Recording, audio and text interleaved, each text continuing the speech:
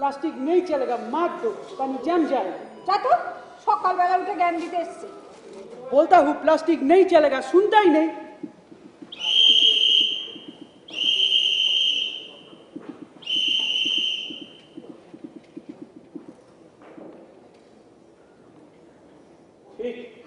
মনে করে শুনে হ্যাঁ তুই কিছু ভুলিস না।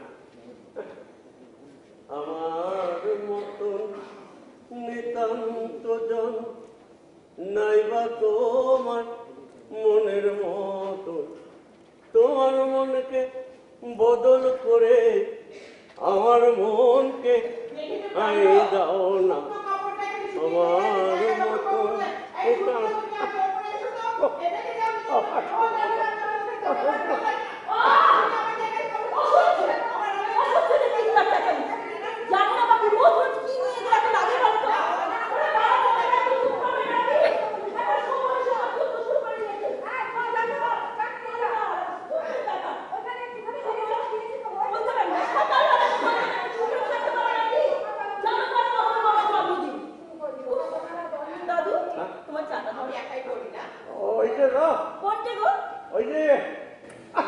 বলো কি বদলে ও সুইটে তোমার বউদের চেঁচামেচি চোটে না আমি একেবারে ভুলে গিয়েছি।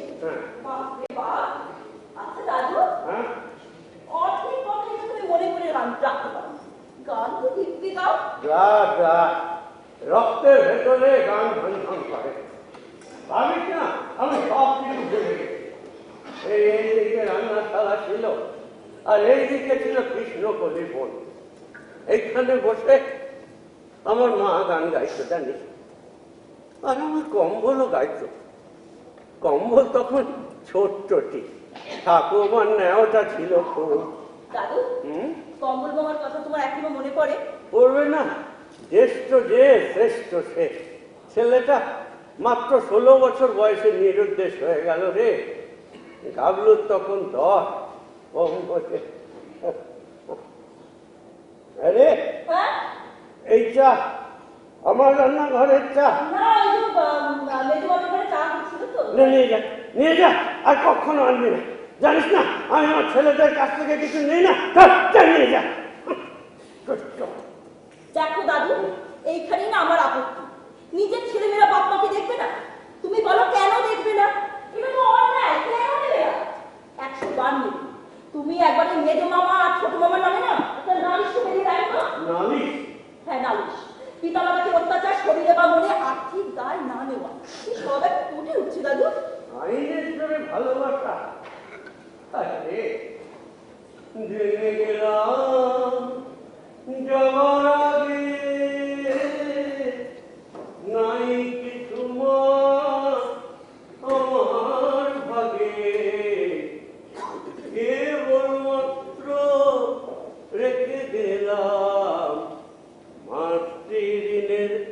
দায় রক্ত জবা শুকিয়ে গেল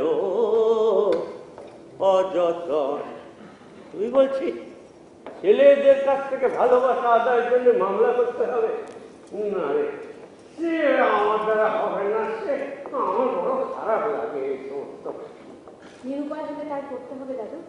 তুমি একটু বুঝিয়ে বলো। উপায় হলে তাই করতে হবে। না না, এই বুড়োদের কথা কেউ মনে রাখে না রে দিদি ভাই, না পরিবার না সরকার।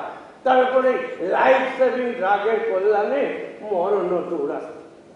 আচ্ছা দিদি ভাই, আমি কি আর ভালো হব? স্মৃতি শক্তি যা আমার চিরকালের মতো হারিয়ে গেল তাকে আর ফিরে পাবো? আচ্ছা দাদু, তুমি শুধু অতীতের কথাই মনে করতে পারো।